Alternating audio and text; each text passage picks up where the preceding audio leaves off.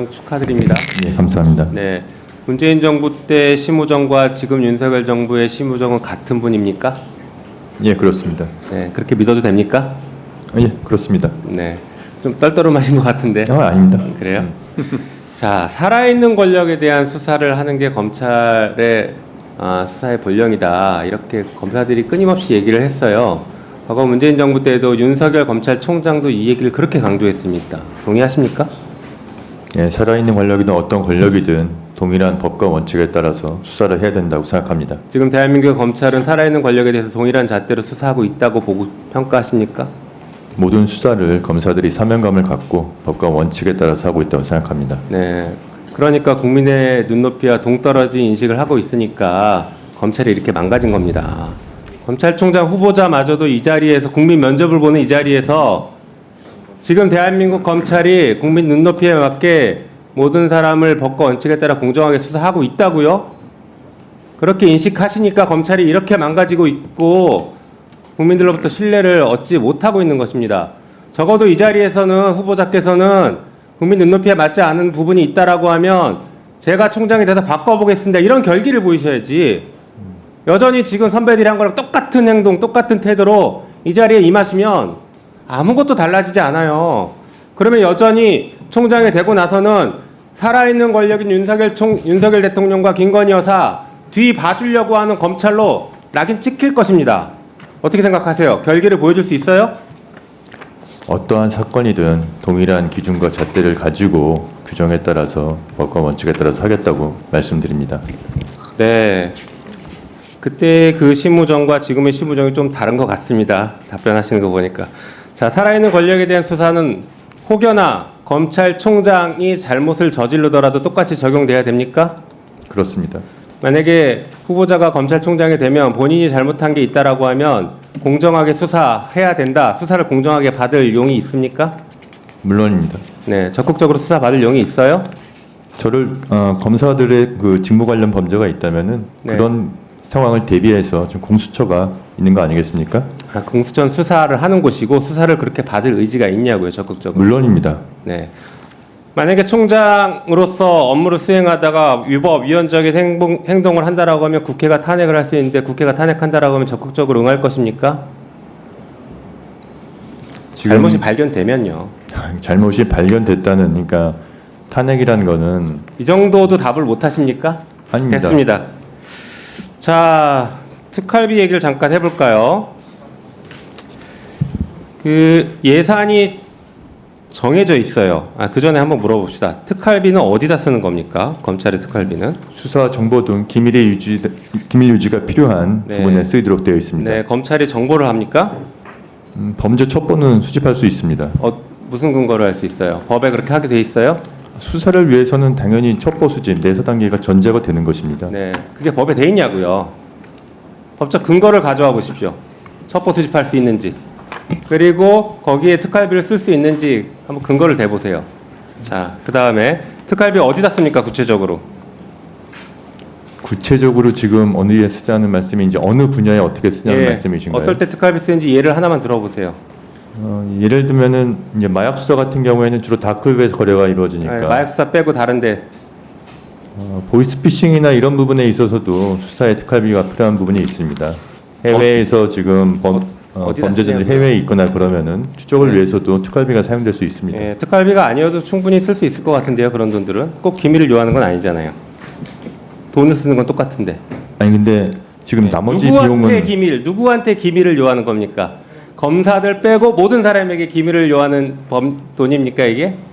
그렇지 않습니다. 네. 자, 네. 그러면 특활비 용도에 쓰지 않고 다른 곳에 유용해서 썼다라고 하면 횡령죄가 됩니까 안 됩니까? 그거는 제가 위원님 정확한 상황을 모르는 상황에서 그냥 위원님 말씀만 듣고 답변드리기 어렵습니다. 예산의 항목 자체가 용도가 엄격하게 제한되어 있는 건 맞습니까? 특활비가? 수사 기밀 또 정보 수집 등이 필요한 분야에 쓰이도록 되어 있습니다. 엄격하게 제한되어 있는 건 맞아요? 딱 거기만 쓰게? 이것도 답을 못 관련된 내용에 대해서 쓸 수 있도록 지금 규정되어 있습니다. 그러니까 제한이 돼 있냐고요. 특활비의 용도는 제한이 되어 있죠. 그렇죠. 자, 제한되어 있는 용도가 제한되어 있는데 예산 항목을 유용하면 불법 영득 의사가 인정된다가 대법원 판례입니다. 특활비 용도대로 쓰지 않으면 횡령죄이고요. 경우에 따라서는 국고 손실죄가 됩니다. 특가법상. 실제로 국정원장이 특활비를 대통령 당시 이제 박근혜 대통령에게 뇌물로 준 사건에서 뇌물죄는 무죄가 나왔지만 특활비를 횡령한 사실은 인정이 됐어요. 그리고 박근혜 대통령도 횡령 금액을 서로 나눈 것은 공범 간에 나누는 것에 불과하다. 그래서 박근혜 대통령마저도 특활비 횡령의 공범으로 봤습니다. 알고 계세요? 예, 그런 판결이 있던 걸 알고 네, 있습니다. 그러니까 특활비를 제대로 안 쓰면은 횡령죄가 성립하고 만약에 후보자가 그렇게 했으면 후보자에게도 횡령죄가 성립되는 것이겠죠. 잠깐 화면 보시죠.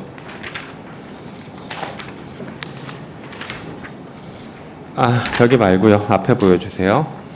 네, 이거 말고요. 네.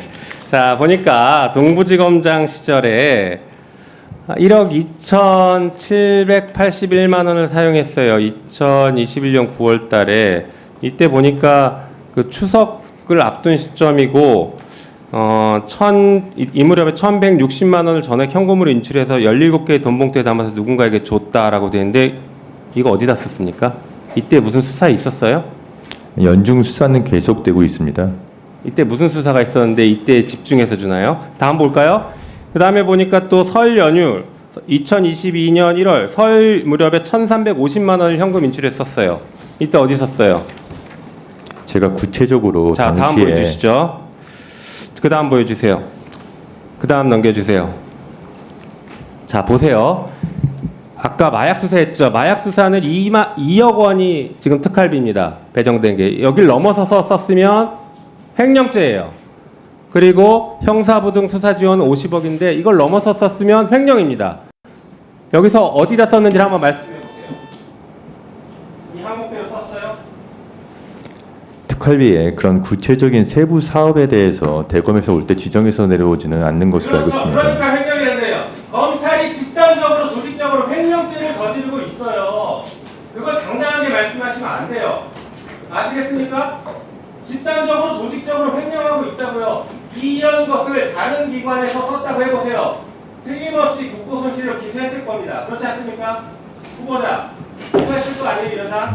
그렇게 생각하지는 않습니다. 이게 세부 사업과 대한민국 공무원 여러분, 특활비를 이렇게 써도 횡령이 되지 않는다라고 지금 검찰총장 후보자가 얘기했으니 앞으로 마음대로 쓰십시오. 이상입니다. 위원장님 한 말씀 드려도 되겠습니까? 네, 말씀하세요. 이 세부 사업에 어떤 부분에서 내려오는지를 모른다 할 뿐이지 특활비의 용도에 맞게 수사나 정보 분야에 어떻게 씁니까? 모르는데 한국권을 어떻게 써요? 모르는데 어떻게 한국권을 쓰냐고요? 내려오는 한국을 모르는데. 아니 대검에서 항목을 정해서 내려오면은 그 분야에 맞춰서 쓰면 되는 것이지 않습니까? 자, 후보자님, 예. 특활비 어디에 썼냐 그러면 참 시원하게 답변하기도 깝깝하고 여러 가지로 고충이 있을 거예요. 보통 떡값을 수사를 검사들이 하죠. 근데 특활비로 검사들 떡값 내리고 삼겹살 사주고 뭐 그런 거 아니에요? 그런 돈으로 쓰기도 하죠. 명절 때 왜 특별하게 이렇게 그것도 현금으로 돈봉투 만들어가지고 돈봉투를 내립니까? 그거 떡값이잖아요. 추석 때 설 때 수사 잘하라고 돈봉투에 넣어서 줍니까? 손바닥으로 하늘을 가리세요. 위원장님 수사가 연중 진행되고 있습니다. 연중 근데 왜 하필이면 명절 때 몰아서 그걸 줍니까? 3, 4배씩. 명절 때도 수사가 진행되고 당시에도 여러 가지 수사가 진행됐습니다. 심우정 후보자님. 예. 본인은 추석 때 설 때 고향에 안 가요? 안 갔어요 지금까지? 계속 수사했어요? 추석 때는 고향에 대한민국 모든 검사들이 추석 때 설 때 다 근무합니까? 출근해서 다 수사합니까? 본인들은 고향 안 가요? 검사들은? 고향 갈 때 주는 거 아니에요. 아니면 아니라고 증명을 한번 해보세요. 특활비 그 상식적으로 국민들이 다 생각하는 겁니다. 차라리 말을 하지 마세요. 거짓말을 할 바에는 차라리 그냥 침묵하세요. 그리고 괴로운 표정을 지으세요. 그게 낫습니다. 아니 검사들이 특활비를 수사나 이런 곳에 쓰지 그 외에 뭐 자기의 무슨 생활비나 이런 거 아닙니다. 후보자님, 제가요 국정원 국정원을 다루는 정보위 야당 간사로 예산 결산 심사 소위원장 하면서 다 봤어요. 가슴에 손을 얹고 생각하세요. 그리고 말하세요. 그 정부 공개 청구해서 받은 세금 도둑 잡아라 이런 프로그램 다 나오지 않습니까? 삼겹살 사주고 떡값 주고 한 거 그거 사실이 아니에요? 진짜로? 그거 왜 그러십니까? 차라리 그냥 침묵하세요. 저희가 예산 결산 심사할 때 다 봤어요. 그리고 그 명세서 못 내면 우리가 주장하는 대로 생각할 테니까 그래서 특수활동비 전에 깎을 테니까 그렇게 하려고 그랬어요. 위원장님 지금 수년에 걸쳐서 특수활동비의 집행을 좀 저희들도 투명하고 공정하기 위해서 여러 가지 제도 개선을 해왔습니다. 자, 이모 서울지검장이 검사들한테 봉투 나눠줘 가지고 적발된 적 있죠? 그 특수활동비 아니에요? 기억 안 나세요? 본인은? 네, 진행을 할 테니까 그렇게 하세요. 차라리 그냥 침묵하시는 게 좋을 것 같아요. 싹해서 그렇습니다. 자, 그리고 우리 간사님, 유상범 간사님하고 김승원 간사님, 지금 주진우 의원님이 자리를 비워서 유상범 간사님하고 순서를 바꿔달라고 하는데 보통 지금까지는 간사님들이 맨 마지막에 발언하고 그냥 자리에 없으면 그냥 건너뛰고 했는데 요청대로 그냥 할까요? 어떻게 할까요?